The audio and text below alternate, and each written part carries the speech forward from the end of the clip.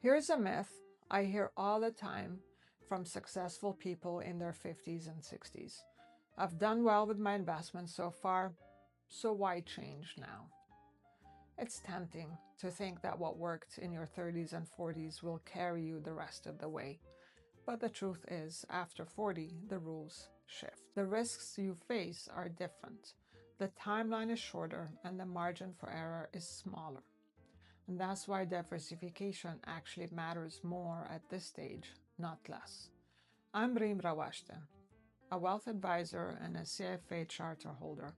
I help families protect and grow their wealth while planning for a smooth retirement and a meaningful legacy.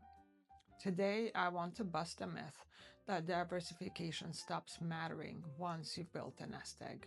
In reality, it becomes one of the most powerful tools for preserving what you've built while still creating growth.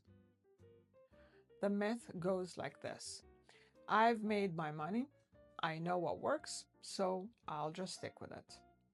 Maybe you had great success in real estate, maybe you built a business and reinvested the profits in a handful of stocks, or maybe you just rode a long bull market. But here's the problem. The risks that were survivable when you were 35 are not the same risks you want to carry when you're 55. At that stage, time is no longer your ally in the same way. A big loss could take years to recover. Years you don't want to spend waiting. Take the dot-com bubble in 2000. Investors who were concentrated in tech saw their portfolios cut in half. If you were 30, back then, you had time to rebuild. But imagine being 55 in that moment. Suddenly, retirement is only a decade away. That recovery period could push back your plans, force lifestyle changes, or make you dip into savings earlier than you wanted. Diversification is your seatbelt. You don't always notice it working, but when the crash happens, you're happy it's there. So what does diversification really look like after 50? Think of it as spreading your risk across different sleeps. Stocks for growth, but balanced across industries and geographies. Bonds, not glamorous, but they stabilize and provide income. Real assets, real estate, infrastructure, commodities that often move differently than stocks, and then cash reserves. Enough to cover at least 3 to 5 years of living expenses, so you're not forced to sell investments in a downturn. It's not about owning a little bit of everything. It's about having the right mix, so one rough patch doesn't throw you off your entire plan. Let's be clear. Myth: if you've built enough wealth, you don't need diversification anymore. The truth: the bigger the nest egg, the more important it is to protect it from concentrated risks. I've seen multi-million-dollar fortunes disappear because they were tied too closely to one company, one sector, or one asset class.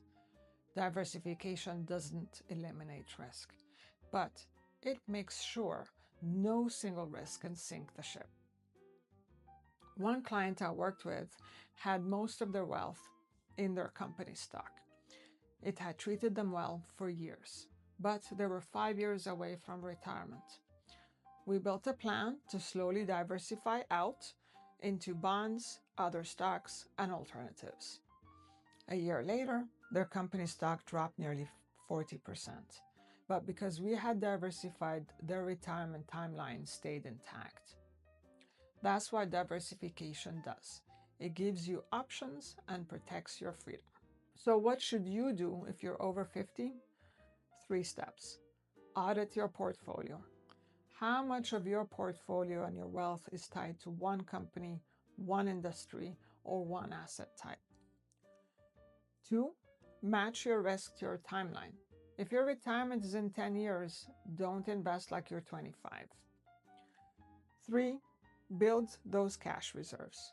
That safety cushion lets you ride out downturns without panic.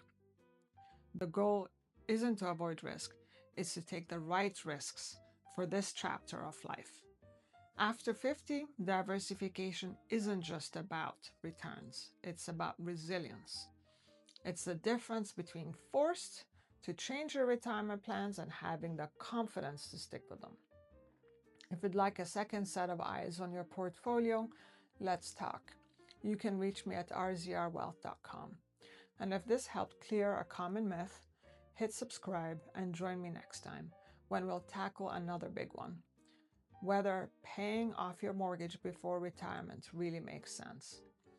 Thanks for watching, and remember, protecting wealth is just as important as building it.